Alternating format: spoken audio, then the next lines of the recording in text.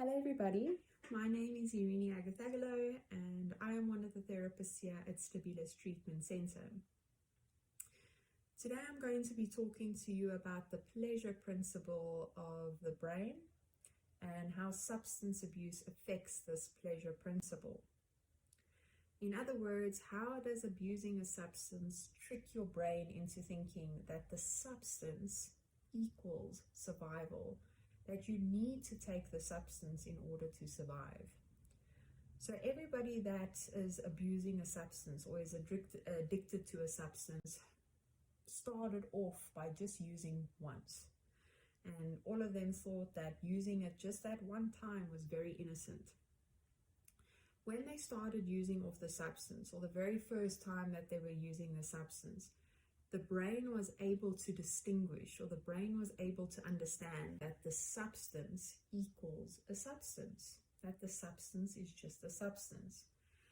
But the more that they used it, the brain was tricked into thinking that the substance that they were using and abusing, the substance itself, became survival. So that the person who was abusing the substance needed to use the substance in order to survive.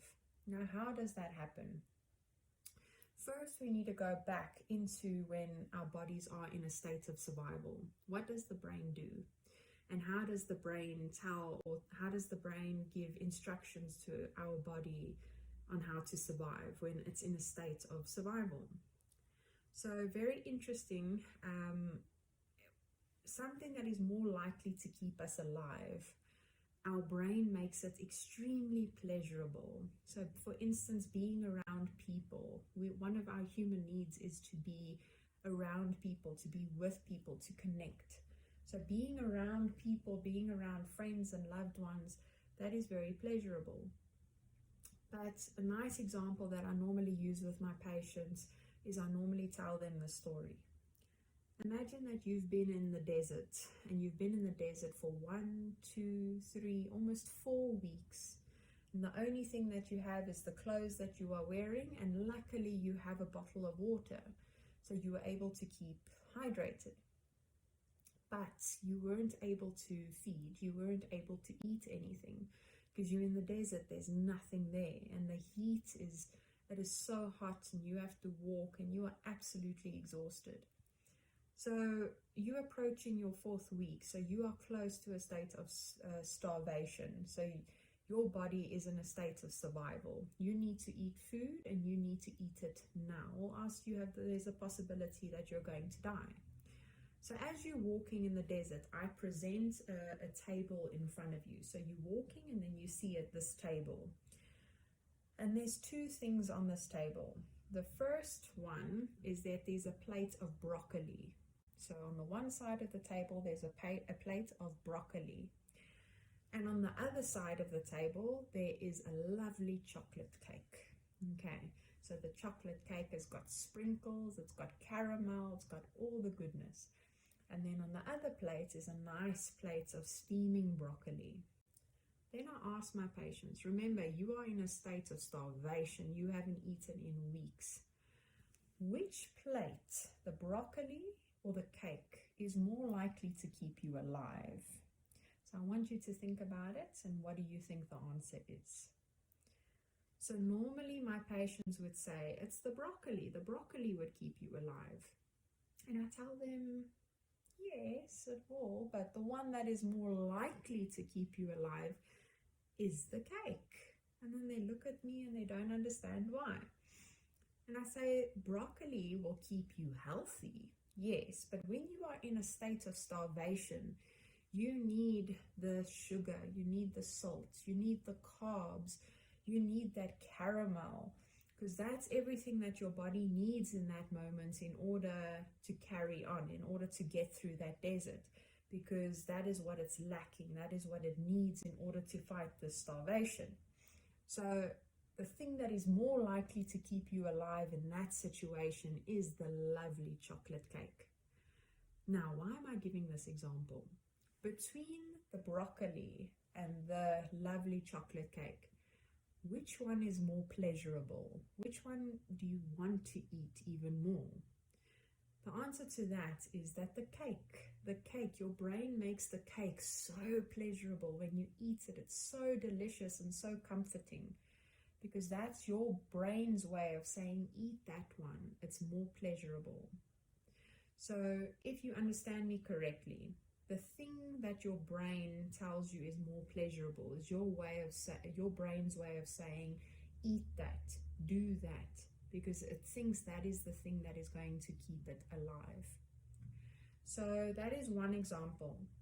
Another example that I can give is, if I can say that there's a storm coming, there's a massive storm that is on its way, and I give you two options. The one option is I will give you the room that you are currently sitting in, just that room, only that room for shelter.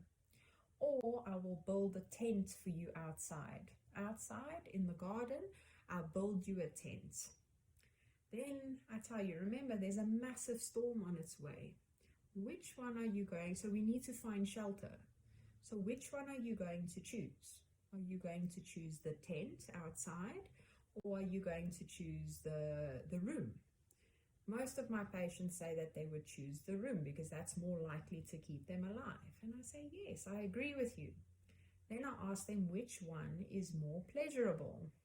And then they say the room, because the room will be warm, it will be a stronger structure, the room will be more pleasurable. So because your brain made one thing more pleasurable, you were more likely to choose it.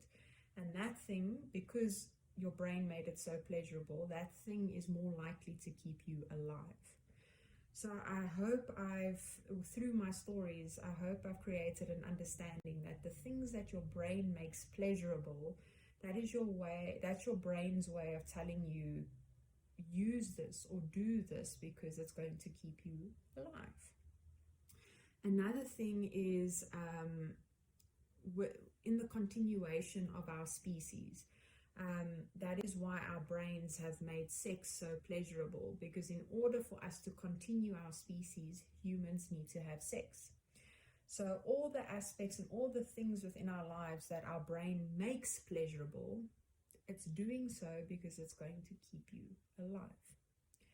All right, so then as I give this long explanation, I ask my patients, now how does drugs trick your brain into thinking that drugs equal survival? And I say it's because it works on this pleasure principle. Because when you use a substance, in that moment, what do you feel? I ask my patients, what do you feel? And they say pleasure, an unrealistic amount of pleasure. So now you use a substance, temporarily they experience a state of pleasure, unrealistic amounts of pleasure. So what does that tell the brain? Remember, the brain links pleasure with survival. So when you use a substance that's temporarily very pleasurable, automatically it tricks your brain into thinking, because it is so pleasurable, this must mean survival. So the more you use it, and the more you use it, you start reprogramming the brain to think that I need to use the substance because it is so pleasurable, which means that it will keep me alive. And this is a very big mistake that the brain makes, because in actual fact, the drugs or the alcohol, the substance that the person is abusing, although temporarily pleasurable, unrealistically so, it is actually the one thing that is slowly killing you. And that is the very bad thing. One of the very bad things about substance abuse is how it completely tricks your brain into, it almost convinces the brain that you need to use the substance. You have to go use that drug, because if you don't, you're going to die. That is genuinely what substance abuse, how it reprograms the brain into thinking like that. So it almost breaks the pleasure principle of the brain. So above all our survival needs, eating, connection, drinking water, shelter, safety, above all those survival needs, the substance goes on top of all of those. So before you will eat, before you will look after yourself, before you will connect with someone, before you will do any of those survival needs, your brain first says, but wait a second, first go use the substance. So when our patients come to Stabilis, what we try and do is we try and reprogram the brain through therapy. So we try and teach the person to reprogram the brain and to teach the brain again that in actual fact the substance is actually killing you, it's not keeping you alive, and that you need to do all the other things, all the healthier things. That is what is going to keep you alive. If you continue abusing the substance, the pleasure of the substance is going to get less and less and less and less up until the point that it will actually kill you. So that is the part of the brain that is affected quite a lot during substance abuse.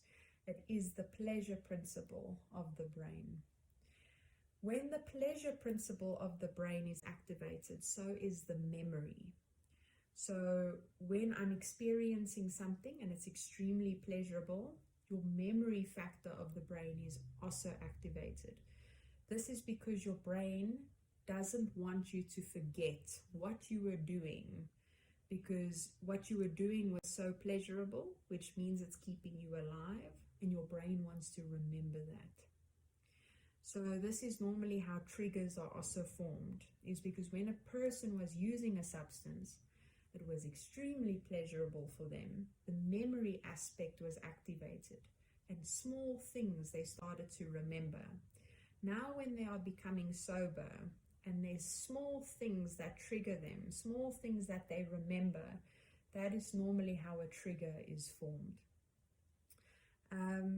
But although there was a lot of damage that was caused to the pleasure principle, depending on what you used, how you used, and how often you used it, it will all depend on the level of damage that was caused to the pleasure principle of the brain. But it doesn't mean that it is damaged permanently. With practice and practice, we can get the pleasure principle and the hedonic set point of the brain back to what it used to be. And this, of course, is something that we really work with at Stabilis. A lot more detail, of course, is given into this whole explanation during our treatment program. And yes, so that was my talk for today. It's about the pleasure principle of the brain and how substance abuse really affects the pleasure principle. It tricks the brain into thinking that the drug equals survival. I need to use the drug or else I'm going to die. Where in actual fact, the more you use the drug, that is what's going to kill you in the end. If you could relate to what was being said in today's video, or you know somebody that is possibly going down that road, please do not hesitate to contact us and to make an appointment. Yes, Stabilis is here to help you and your family as far as possible. If you have any questions, please do not hesitate to contact us. And please do not forget to like and subscribe to all our social media platforms, Facebook, YouTube, Instagram. And yes, we look forward to meeting you. We will be releasing a psychoeducational video like this every week. So keep an eye out for our videos. And yes, that is all from me today. Have a lovely spring. And yes, I'll chat to you soon. All right. Bye-bye.